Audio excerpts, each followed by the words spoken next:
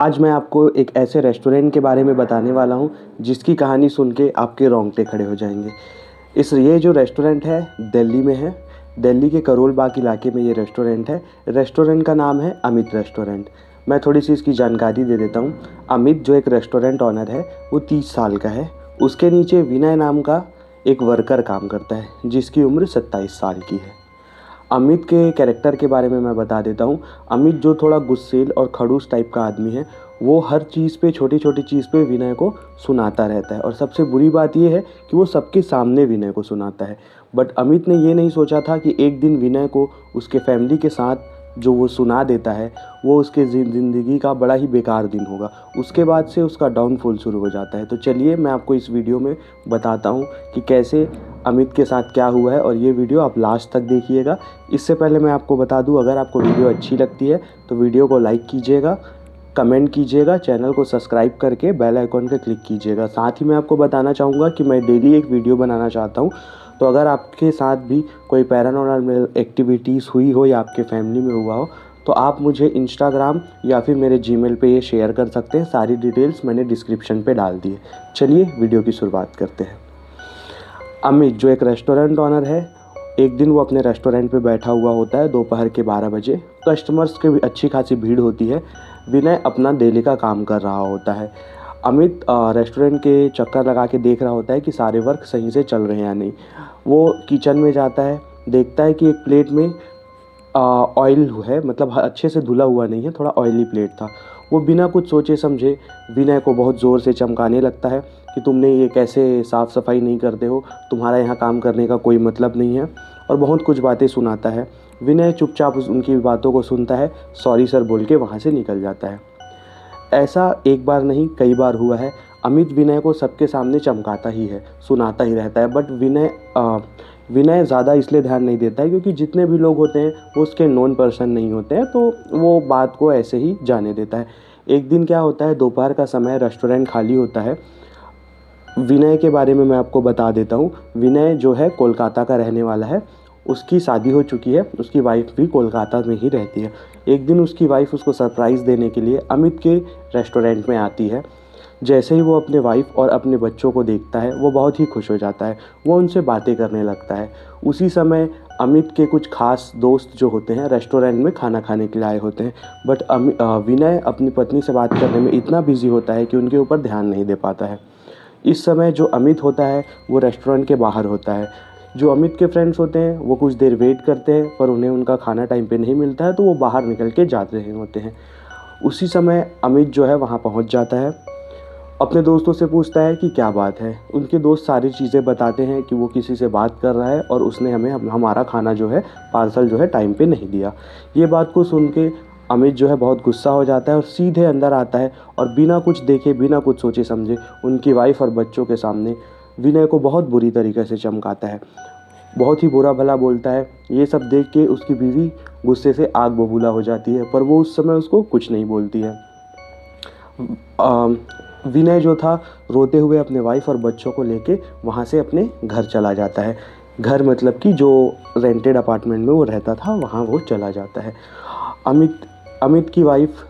विनय की जो वाइफ होती है वो उसके साथ उसके घर चले जाती है। उससे वो बात करती है और उसको बोलती है कि उसे इसका हिसाब चुकाना पड़ेगा।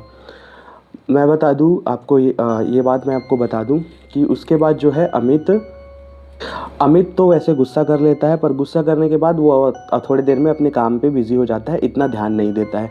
इसके बाद क्या होता है, दूसरे दिन बाद विनय की जो वाइफ है अमित के पास आती है और बड़े ही मिस्टीरियस तरीके से बोलती है कि तुमने जो विनय की बेइज्जती की है उसका भुगतान तुम्हें जीवन भर करना होगा। अमित उसकी बातों को ध्यान नहीं देता है और हंस के उसकी बात को टाल देता है। पर उसके दूसरे दिन से जो अमित के साथ होने वाला था वो उसने भी नहीं सोचा था। दूसरे दिन वो अपने रेस्टोरेंट का काम सारा करता है। विनय जो कि उसके रेस्टोरेंट में उसने आना बंद कर दिया था, तो वो कोई दूसरा स्टाफ रख लेता है और उनसे अपने सारे काम करवाता है। रात को वो 10 बजे अपना रेस्टोरेंट बंद करके जाने ही वाला होता है कि किचन से कुछ सामान गिरने की आवाज़ आती है। वो किचन के अंदर जाके देखता है तो किचन में लाइट्स ऑफ थी, एकदम अंधेरा था। वो लाइट ऑन करके आसपास देखता है कि कहीं कोई बिल्ली या कुछ ना आ गई हो। बट उसे बड़ी ही विचित्र चीज़ ये दिखती है कि किचन के फर्श पे काले नींबू और जो टोना टोटका के सामान होते हैं वो वहाँ पड़े हुए उसे दिखते हैं। वो देख के बहुत ही आश्चर्यचकित हो जाता है। ज़्यादा कुछ नहीं करता है क्योंकि रात हो गया था। वो सीधा अपने घर चला जाता है रेस्टोरेंट को बंद करके।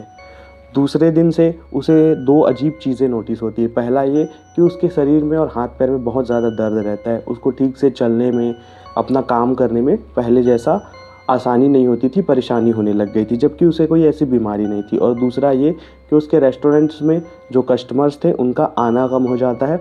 साथ में कस्टमर्स उसके खाने का मतलब तारीफ़ भी नहीं करते हैं, हमेशा कुछ ना कुछ उसमें कमियाँ निकालते हैं।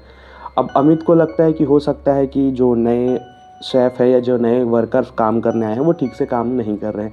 बट ऐसा एक दिन नहीं, कुछ दिनों तक ऐसा लगातार होता रहता है। अमित की जो सेल्स है धीरे धीरे डाउन होने लगती है। अमित को धीरे धीरे ये लगने लगता है कि हो सकता है कि इसके साथ कुछ गलत हो रहा है। वो क्या करता है, अपने किसी जानकार पंडित को ये दिखाता है। उनके पंडित ये बताते हैं कि अमित के रेस्टोरेंट पे और अमित पे किसी ने काला जादू किया है। तो वो समझ जाता है कि काला जादू विनय के घर वालों में ने ही किया होगा। इसके बाद वो कोशिश करता है कि ये काला जादू का वो तोड़ करवा सके, पर उनके पंडित जी उसका तोड़ कर नहीं पाते हैं। धीरे धीरे समय बीतता जाता है। अमित बहुत कोशिश करता है बट उसका जो रेस्टोरेंट है अच्छे से चलता नहीं है। धीरे धीरे करके उसका रेस्टोरेंट भी कम चलना चालू हो जाता है और डेली रात में अमित कुछ ना कुछ पैरानॉर्मल एक्टिविटीज़ महसूस करता है, जैसे कि किचन से अचानक से बर्तन गिर जाना या फिर बहुत सारी आवाज़ें आना, जैसे किसी के चलने का आवाज़ आना। कभी कभी अमित को अपनी वॉइस भी सुनाई, मतलब अपना नाम भी सुनाई देता था, जैसे कोई लड़की उसको पुकार रही हो। एक दिन क्या होता है, जब वो अपने रेस्टोरेंट को बंद करके जा रहा होता है तो लड़की की आवाज़ में उसे कोई चिल्लाता है, अमित इधर आओ। अमित जब वो अंदर जाता है, अंदर वो कोने में देखता है किचन के, तो एक खुले बालों में लड़की दिखती है। वो ध्यान से देखता है तो वो विनय की वाइफ होती है। वो देख के उसे बहुत ज़ोर से चीखने लग जाता है। थोड़ी देर बाद वो ऑटोमेटिक वहाँ से गायब हो जाती है। इसके बाद से सिचुएशन जो है और ख़राब होने लग जाती है। अमित की तबीयत दिन ब दिन बिगड़ने लगती है।